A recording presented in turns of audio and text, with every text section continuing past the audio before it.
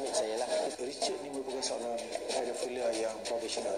Saya agak terkejut sebab dia jenis yang pendiam.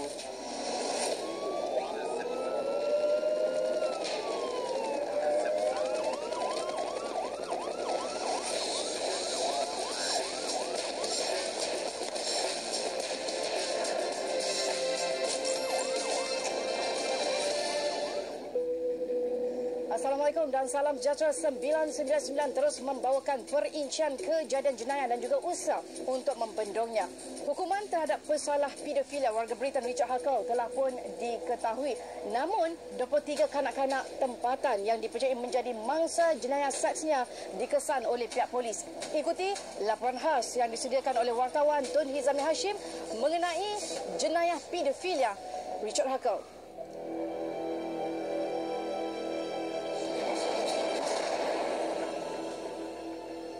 Mahkamah di London memerintahkan Richard Huckle untuk menjalani hukuman penjara seumur hidup dengan tempoh minimum 23 tahun. Huckle mengaku bersalah atas 71 pertuduhan berkaitan penderaan seksual terhadap kanak-kanak termasuk merogol mereka. Lebih 200 kanak-kanak berusia seawal 6 bulan sehingga 12 tahun dilaporkan menjadi mangsanya. Menurut pihak polis, jenayah ini dilakukannya sejak tahun 2006 ketika dia datang ke Malaysia sebagai guru tuisyen dan jurugambar bebas.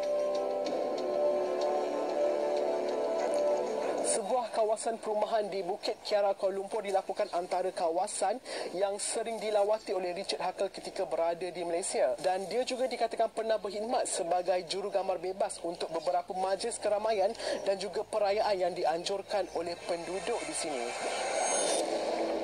Pada tahun 2010, Huckle didapati mendaftarkan diri sebagai pelajar di sebuah universiti swasta dalam bidang teknologi maklumat. Menerusi laman Facebook, kami menjejaki bekas rakan sekelasnya. Dia salah satu daripada classmate saya lah. Kita orang biasa panggil dia dengan nama Richard. Biasanya kita akan melihat dia membawa beg yang besar ke kelas. So usually dia masuk kelas, dia akan duduk kat belakang. Dia seorang yang private lah. Dia tak bercakap banyak dengan orang. And then dia akan bersendirian. Dia jarang yang akan lepak dengan kawan-kawan. Kalau ada dapat kerja kumpulan, dia akan request kat lecturer untuk buat sendiri. Bila last abang nampak Richard Huckle? Kalau tak salah tu sebelum graduation, around December 2013. Tak sempat nak tegur dia sebab dia macam tengah terburu-buru. Tambah lelaki berusia 24 tahun ini, perbuatan terkutuk Huckle hanya diketahuinya menerusi media sosial. Awalnya saya dapat tahu di Facebook.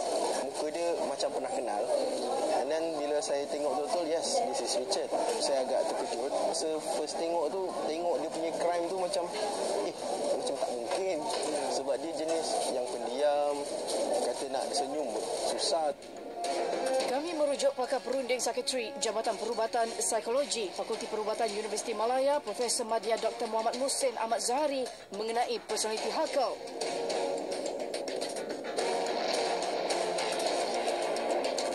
Pedofilia ni dikenapasti profil dia cuba berbaik dengan kanak-kanak tersebut sebab kanak-kanak yang bawah umur, kalau orang yang dia tak kenal, dia tak akan bermesra. Pedofilia ni kebanyakannya mangsa mengenali. Dalam research dia kata fixated ni memang mereka ni akan merancang. Dia sudah berminat dengan seseorang kanak-kanak itu, dia bukan random, maknanya dia ada target dia akan berusaha ke arah itu. Profesor Madya Dr. Muhsin menyifatkan taktik Huckle licik dengan menjadikan kerjaya jurugambar bebas dan guru sambilan sebagai tiket untuk mendekati kanak-kanak, majoritinya daripada komuniti miskin. Kalau nak mengumpan, membuat satu tarikan kepada kanak-kanak itu lebih mudah kepada keluarga yang miskin. Bukan saja kanak-kanak itu yang tertarik, tapi mungkin keluarga. Contohnya, kalau diberi hadiah makanan, ibu bapa kanak-kanak itu memberi kepercayaan, dan akhirnya mungkin kanak-kanak itu boleh dibawa bersama dengan orang tersebutlah. Kegiatan terkutuk itu terbongkar apabila kumpulan penyiasat antarabangsa menemukan lebih 20,000 gambar dan video penderaan seksual dilakukan oleh Huckle dalam kamera serta komputer ribanya. Dia yang ditahan di lapangan terbang di United Kingdom pada Disember 2014 dilaporkan turut memuat naik bahan pornografi itu di laman web gelap atau dark website.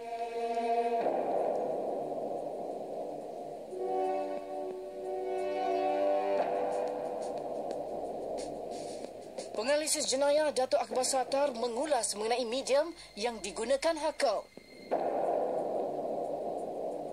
Dark web ini merupakan satu internet juga, tetapi ia hanya dikendalikan oleh orang-orang yang mempunyai niat tak baik dan ia hanya boleh diakses oleh ahli-ahli saja. Hanya dengan menggunakan kepakaran dan software tertentu saja yang kita dapat memasuki dalam web ini. Jadi ini menyebabkan agak sukar untuk agensi penguatkuasa untuk mengenal pasti dan juga menyiasat dan juga memperolehi dokumen-dokumen, bukti-bukti yang ada dalam dark web ini.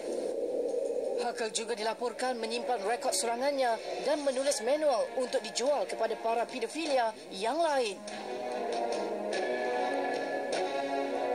Richard ini merupakan seorang pedofilia yang profesional sehingga akan mengeluarkan sebuah buku. Jika sekiranya Richard ini tak ditangkap, maka ia akan merosakkan banyak anak-anak, bukan saja di Malaysia, bahkan juga di negara lain. Kita juga jangan ambil mudah perkara ini.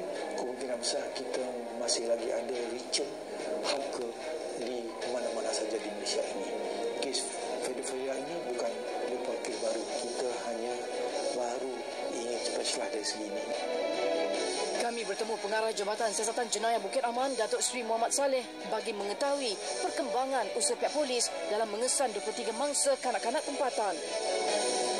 Polis kepada laporan yang kita dapat daripada pihak NCA, National Crime Agency UK, kita baru kesan 2 orang saja mangsa daripada 23. Dan mangsa ni pun kita belum lagi temu duga sejauh mana gangguan seksual Richard Hacker terhadap dia orang.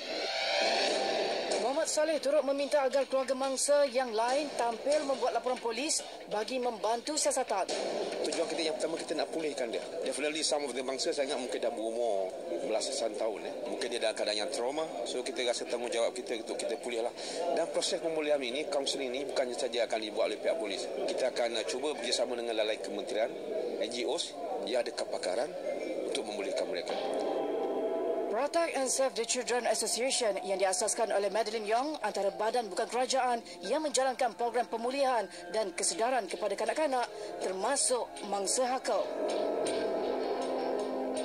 We go in with stages, right? Because otherwise it's going to be really shocking to the victims. So the first thing we do is that we work with all the children in the community. We teach personal safety. What are safe touch, what are unsafe touch. If the girl tell us, then we will approach them. Then we introduce the therapist and then we work with the child. Madeline turut menasihati ibu bapa agar tidak mempamerkan gambar anak di laman sosial kerana pedofilia di masa kini hanya menggunakan medium itu untuk menjejaki mangsa.